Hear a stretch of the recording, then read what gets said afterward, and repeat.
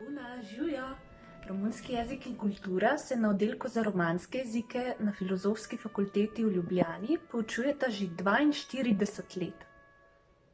In zakaj izbrati ravno romunščino? Če se naučite romunsko, boste lahko komunicirali z vampirji.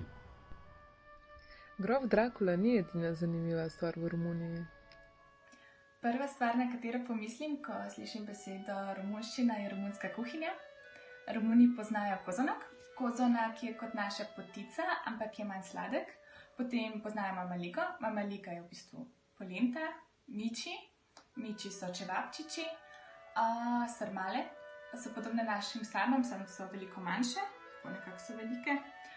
Potem pa seveda najslajše za na konec, papanaš, gre pa za krof in noter je še en krof in potem je to s kislo smetano vlit in z marmelado. Zelo dobro. Spoznajte romanski jezik, v katerem se slovanski vplivi srečujejo s turškimi. Pomagajte nam odkriti še neprevedeno zakladnico romunske književnosti in prisluhnite romunski glasbi.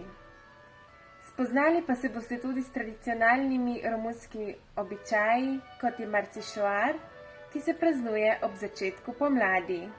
Ne vedem. Zid, prag, služba, hrana. Zveni precej slovensko, ne? A če odprete slovar romunskega jezika, boste te besede našli tudi v njem.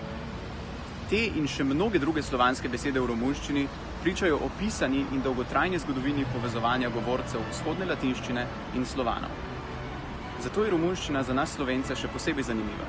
Po romunsko se veverici reče veverica, raci raca, lopati pa tadadadam, lopata.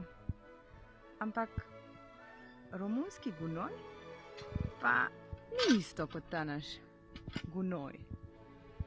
Če te pa zanima, kaj gunoj po romunsko pomeni, potem se pa upiši na lektorat.